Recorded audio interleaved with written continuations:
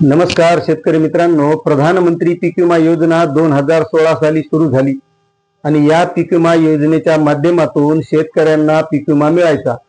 मग त्यामध्ये शेतकऱ्यांना जो काही शेतकरी हिस्सा होता तो शेतकरी हिस्सा भरावा लागायचा, राज्य सरकारचा हिस्सा भरायचा आणि पीक विमा कंपन्या सुद्धा नुकसान झाल्यावर शेतकऱ्यांना पीक विमा द्यायच्या।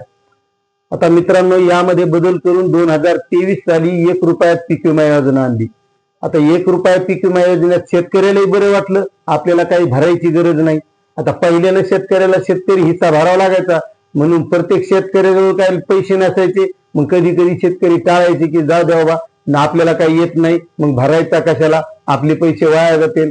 मात्र 1 रुपयात झाल्यामुळे प्रत्येक शेतकरी पीक विमा भरू लागला आणि त्यामध्ये पीक विमा भरणाऱ्यांचा सुद्धा सहभाग वाढला। बरं, हा सहभाग वाढला तर वाढला, पण सरकारी जमिनीवर बोगस पीक विमा भरणाऱ्याचाही सुळसुळाट झाला आणि या माध्यमातून पीक विम्याचा मोठा घोटाळा झाला।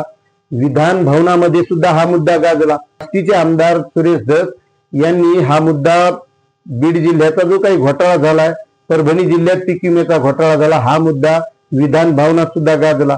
आता पीक विम्याचा घोटाळा झाला, मग ज्याने घोटाळा केलाय त्या घोटाळा करणाऱ्याने त्याचं बँकेचं पासबुक अपलोड केलं असेल, आधार कार्ड अपलोड केलं असेल, त्याला सजा द्यायची तर त्याला सोडलं, म्हणजे चोराला सजा द्यायची तर संन्याशाला फाशी, असा प्रकार यामध्ये झाला। आणि आता या पीक विम्याच्या योजनेमध्ये बदल करण्याचा शासनानं निर्णय घेतलेला आहे।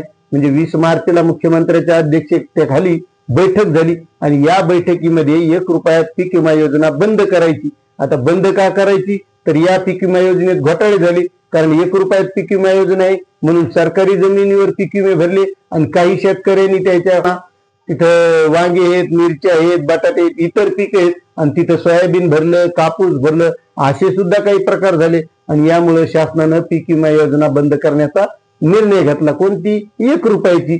मग यामध्ये आता नुकसान कोणाचं होणार आहे? शेतकऱ्याचं। म्हणजे संन्याशाला फाशी आणि चोर मोकळा, असा प्रकार झाला। आता यामध्ये पुन्हा काय बदल आहे, तर हा फक्त आता पीक विमा जो मिळणार शेतकऱ्याला, तर शेवटी म्हणजे पीक कापणी आधारित जो काही प्रयोग होईल, शेतकऱ्यांचा जो काही 7 वर्षाचा आणेवारी धरल्या जाते, म्हणजे उत्पन्न, आणि त्याची सरासरी काढल्या जाते, त्या सरासरीमधून त्या वर्षीचं उत्पन्न जर घटलं असेल तर त्या प्रमाणात शेतकऱ्याला पीक विमा मिळेल।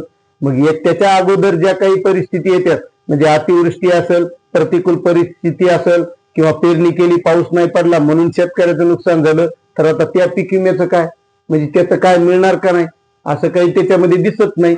कारण पीक कापणी आधारित म्हणजे तुम्ही पेरल्याच्या नंतर तुमचं 2दा पेरलं, नुकसान झालं, 3री बार पेरलं आणि मग तुमची आणेवारी काढायची, तर मग पहिले 2दा नुकसान झाले त्याचं काय, असा भला मोठा प्रश्न आता शेतकऱ्यापुढे उभा राहणार आहे। आणि आता पीक विम्यामध्ये असे वेगवेगळे प्रकारचे बदल होणार आहेत। मग आता नवीन जी योजना येणार आहे त्यामध्ये आता शासनाने निर्णय घेतलाय की नवीन योजना आणायची पीक विम्याची, म्हणजे 1 रुपया बंद। जो काही पहिला जसा हिस्सा शेतकऱ्याला भरावा लागायचा तसाच आता हिस्सा भरावा लागणार आणि पीक विमा यायचा तर फक्त शेवटी, म्हणजे पीक कापणी आधारित जो काही प्रयोग आहे त्या प्रयोगावर आधारित शेतकऱ्यांचं नुकसान झालं, आणेवारी कमी झाली तरच शेतकऱ्यांना पीक विमा मिळणार आहे, असा हा नवीन पीक विमा योजना येणार आहे। आता ही पीक विमा योजना शेतकऱ्याला किती लाभदायक ठरती का धोकादायक ठरती हे आता बघावं लागणार आहे।